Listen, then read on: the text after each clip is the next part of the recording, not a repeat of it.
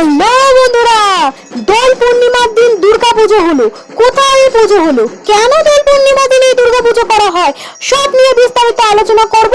Welcome to Monmayuri blogs. সবাই যেখান থেকে ভিডিওটা দেখছো তারা আশা করি সুস্থ আছো, ভালো আছো। সবাইকে জানাই শুভ দোল পূর্ণিমা। দোলের দিন দুর্গাপুজো হচ্ছে, তাও 4 দিন ধরে, ষষ্ঠী, সপ্তমী, অষ্টমী, নবমী। আজ হচ্ছে মহা সপ্তমী, আর এই দিন বিশাল আড়ম্বরে এই পুজো হচ্ছে। বহু দূর দূর থেকে ভক্ত আসছে মায়ের পুজো দেখতে। এটিকেও মহিষমর্দিনী পুজো বলা হয়ে থাকে। আমি চলে এসেছি মহিষমর্দিনী পুজো দেখতে। দেখতেই পাচ্ছ খুব সুন্দর করে মাকে সাজানো হয়েছে। আজ 3রা মার্চ 2026।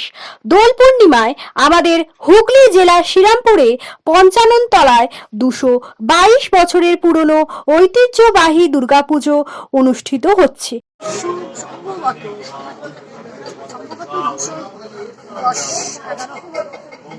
211 বছরের এই পুজো, চলুন আরো জেনে নিই।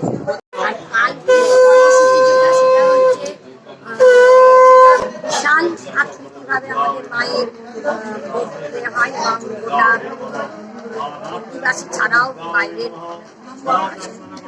প্রসাদ গ্রহণ করে, এবং আমাদের মহিলা মেম্বার আমরা যারা আছি, আমাদের মহিলা মেম্বার, আমাদের প্রতিষ্ঠান মতো আমরা মহিলা মেম্বার আছি। কালকের দিনে আমরা মহিলা মেম্বাররা তারা একটা সন্ধ্যে আরতি যেটা হয় সেইটা মহিলা মেম্বাররা শীতল যেটাকে বলে, আপনার লুচি, আলুর দম, একটু মিষ্টি, সেটা একটা মহিলা মেম্বার একটা কমিটি থেকে একটা দেওয়া হয়, প্লাস মহিলা মেম্বাররা আলাদাভাবে একটা আয়োজন করছে। গত বছর এই আয়োজনটা আমরা করছি, এবছরও আমরা করেছি।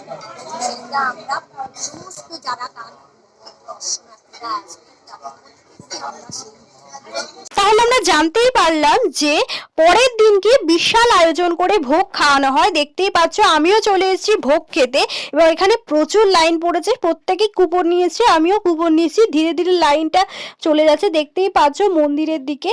তো সেইটাই তোমাদের সামনে তুলে ধরছি। বলা হয়ে থাকে 1970 সাল থেকে স্থানীয় শ্রীরামপুর টাউন ক্লাবের পরিচালনায় এই প্রাচীন পুজো হয়ে থাকে। দেবাড়ি সূচিত এই পুজোয় দোলের দিন প্রতিমার পায়ে আবির দিয়ে রং খেলা হয়। বহু দূর দূর থেকে ভক্ত আসে এই পুজোতে।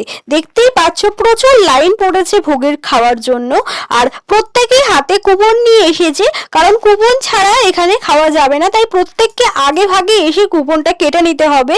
তোমরা যারা যারা ভাবছো যে এই ভোগে কিভাবে পাবে, এই ভোগের জন্য তোমরা আগে থেকে এসে কুপন কাটতে পারো।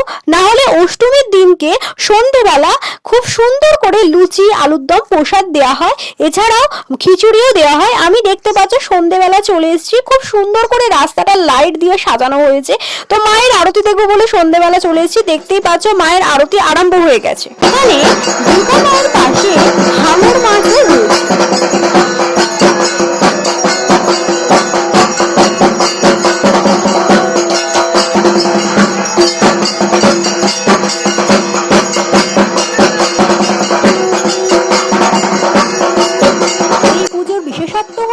এখানে মা দুর্গা দেবীর পাশাপাশি লক্ষ্মী, সরস্বতী, কার্তিক, গণেশ থাকেন না, বরং তার সাথে থাকে 2 সখী জয়া ও বিজয়া। 1212 বঙ্গাব্দে পুলিন বিহারী দে ও নগেন্দ্রনাথ দে স্বপ্নাদেশ পেয়ে এই অকালে দুর্গাপুজোর প্রচলন করেছিলেন। প্রথা অনুযায়ী দোলের দিন মায়ের বোধন হয়, এবং পরের দিন সপ্তমী, অষ্টমী ও নবমী ও দশমী 5 দিন ধরে মায়ের পুজো চলে। এই ব্যতিক্রমী পুজোর জন্য দোল পূর্ণিমা শ্রীরামপুরের বহু মানুষের সমাগম হয়। বহু ভক্ত দূর দূর থেকে আসে এই পুজো দেখতে। দুর্গাপুজোর মতোই যাবতীয় রীতি মেনে এই পুজো 4 দিন ধরে চলে। আগে এই পুজো মহিষ বলি দেওয়া হতো, তবে দীর্ঘদিন ধরে তা বন্ধ হয়ে গেছে। এই পুজো উপলক্ষে অষ্টমীর দিন দেখতেই পাচ্ছ পঙ্ক্তি ভোজনে পুজোর ভোগ বিতরণ করা হয়ে থাকে। অষ্টমীর দিন মায়ের আরতি শেষ হয়ে যাওয়ার পর এখানে ভোগ বিতরণ করা হচ্ছে। দেখতেই পাচ্ছ এখানে খিচুড়ি দেওয়া হচ্ছে, এবং বহু ভক্ত তা নিয়ে যাচ্ছে। এবং শুধু খিচুড়ি আলুর দম নয়, এখানে দেখতে পাচ্ছ ভক্তকে লুচি, আলুর দম দুটো দেওয়া হচ্ছে, এবং প্রচুর লাইন পড়ে গেছে নেওয়ার জন্য। আমিও সেই লাইনে দাঁড়িয়ে পড়লাম একটু লুচি প্রসাদ নেওয়ার জন্য। এবং খুব আনন্দ সহকারে আমি পুজো দেখে তারপরে চলে এলাম এখানে তিরুপতি ঠাকুর দর্শন করতে। দেখতেই পাচ্ছ বন্ধুরা, এখানে তিরুপতি ঠাকুর দর্শন করলাম। তোমাদের যদি ভিডিওটা ভালো লাগে লাইক করে দিও, কেমন লাগলো কমেন্ট করে জানিও। আজকের মতো সবাইকে টাটা। তোমরা কেমন ভাবে হোলি আনন্দ করলে আমাকে অবশ্যই কমেন্ট করে জানিও। মনময়ূরী ব্লগস চ্যানেলটাকে অবশ্যই সাবস্ক্রাইব করে অল বাটনটা ক্লিক করে দিও। সবাই সুস্থ থেকো, ভালো থেকো। আবার দেখা হচ্ছে অন্য একটা ভিডিও নিয়ে।